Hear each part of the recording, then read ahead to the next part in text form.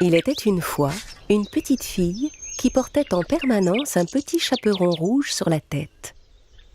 C'est pourquoi tout le monde l'appelait le petit chaperon rouge. Ma chérie? Oui, maman? Tu sais que ta grand-mère est malade. Tu voudrais bien lui porter les biscuits que j'ai préparés et ces herbes fraîches que j'ai cueillies pour elle? Bien sûr, maman, je m'en occupe. La petite fille, coiffée comme toujours de son petit chaperon rouge, se mit en route pour la maison de sa grand-mère. « Ne t'écarte pas du chemin en traversant la forêt des petits lapins !» lui dit sa mère alors qu'elle s'éloignait. Le petit chaperon rouge s'enfonça dans les bois en chantant gaiement des chansons. Mais pourquoi on l'appelle la forêt des petits lapins? Je n'ai vu aucun lapin le long du chemin. Le petit chaperon rouge arriva à un sentier bordé de fleurs. Il y en avait de toutes les couleurs. Je vais faire un bouquet pour ma grand-mère, ça lui fera plaisir. À mesure que le petit chaperon rouge cueillait les fleurs, elle s'écartait peu à peu de son chemin sans s'en rendre compte. À un moment, elle entendit un bruit dans les fourrés.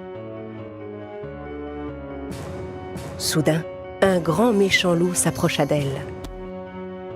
Le petit chaperon rouge eut si peur en voyant le loup juste devant elle qu'elle en lâcha le panier qu'elle transportait. Le loup s'approcha et ramassa les biscuits qui étaient tombés par terre.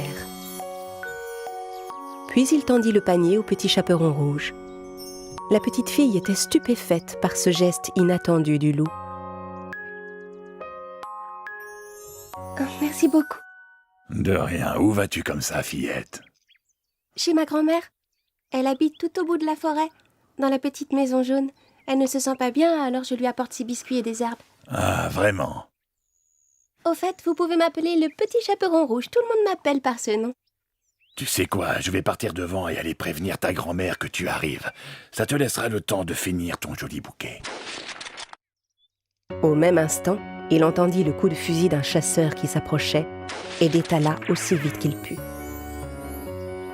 Le petit chaperon rouge regarda autour d'elle un moment et, se rendant compte qu'elle était perdue, elle se mit à pleurer. Entendant ses pleurs, le chasseur s'approcha et vint à sa rencontre. « Qu'est-ce que tu fais toute seule ici, fillette? C'est très dangereux, ces bois. Je sais de quoi je parle, crois-moi. Je suis à la recherche d'un grand méchant loup qui rôde par ici depuis un bon bout de temps. » Le petit chaperon rouge était tout honteuse de ne pas avoir écouté sa maman et de s'être écartée du chemin en traversant la forêt. C'est pourquoi elle n'osa pas dire au chasseur qu'elle avait rencontré le loup. Oui, mais je voulais juste apporter des biscuits à ma grand-mère de l'autre côté de la forêt et je me suis perdue. Dans ce cas, petite, je vais t'accompagner jusque chez elle. Et ensemble, ils se remirent en chemin. Au même moment, le loup prit un raccourci à travers les bois et arriva à la maison de la grand-mère. Il frappa à la porte. La grand-mère appela de l'intérieur. Qui est là? Le loup transforma sa voix. C'est moi, grand-mère, le petit chaperon rouge. Je t'apporte des biscuits et des herbes fraîches ramassées dans les bois.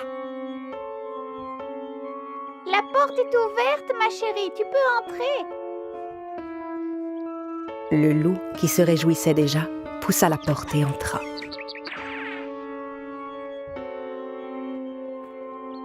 Quelques instants plus tard, le petit chaperon rouge et le chasseur arrivèrent à leur tour.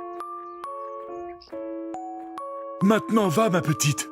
Cours vite retrouver ta grand-mère à l'intérieur. » Le chasseur reprit sa route de son côté. Le petit chaperon rouge frappa à la porte et entendit sa grand-mère appeler de l'intérieur. Qui est là? C'est moi, grand-mère, le petit chaperon rouge. La porte est ouverte, ma chérie. Tu peux entrer. Le petit chaperon rouge hésita un petit instant. La voix qu'elle entendait lui semblait un peu différente de celle qu'elle connaissait. Puis elle se rappela que sa grand-mère était malade. Si grand-mère a une drôle de voix, c'est sûrement à cause de sa maladie. Le Le petit chaperon rouge poussa donc la porte et entra. Le loup était allongé dans le lit, déguisé en grand-mère. Comme il avait pris soin de tirer les rideaux, il faisait sombre dans la pièce. Avec son bonnet de nuit et ses lunettes, le petit chaperon rouge ne pouvait pas le reconnaître. Comme c'est gentil, ma chérie, de t'être donné la peine de faire tout ce chemin pour m'apporter de quoi manger. Viens par ici que je puisse te prendre dans mes bras. Allons, mon enfant, approche-toi un peu plus près. Le petit chaperon rouge déposa son panier par terre, mais n'osa pas s'approcher trop près du lit. Sa grand-mère lui paraissait vraiment changée. Grand-mère, pourquoi as-tu de si longs bras? C'est pour mieux pouvoir t'enlacer, mon enfant. Grand-mère, pourquoi as-tu de si grandes oreilles? Eh bien, c'est pour mieux t'entendre, mon enfant. Mais grand-mère, pourquoi as-tu de si gros yeux? Mais voyons, c'est pour mieux te voir, mon enfant. Dis grand-mère, pourquoi as-tu des dents pointues? Allons, ça va de soi, c'est pour mieux te manger, mon enfant. Le loup sauta hors du lit et se rua sur le petit chaperon rouge. La fillette comprit alors que ce n'était pas sa grand-mère qu'elle avait trouvée dans son lit, mais le grand méchant loup qu'elle avait rencontré en chemin. Heureusement, le chasseur entendit les cris du petit chaperon rouge. Et il se précipita vers la maison. Il entra chez la grand-mère et assomma le loup aussitôt. J'y ai mis le temps, mais je t'ai enfin eu, mon grand méchant loup. Cette fois, tu es entre mes mains. Le chasseur ouvrit le ventre de l'animal et délivra la grand-mère. Merci, monsieur le chasseur, vous nous avez sauvé la vie. Ce n'est rien, voyons. Mais tu dois me promettre qu'à l'avenir, tu ne désobéiras plus jamais comme ça à ta maman, ma petite.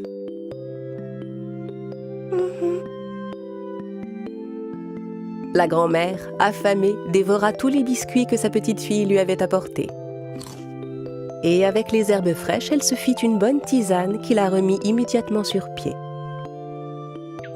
Le petit chaperon rouge promit à sa grand-mère que plus jamais elle ne se laisserait duper de cette manière par un grand méchant loup.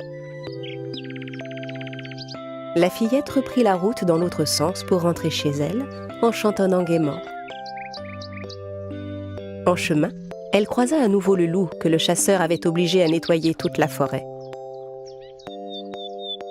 En voyant le petit chaperon rouge, le vilain loup eut vraiment honte de ce qu'il avait fait.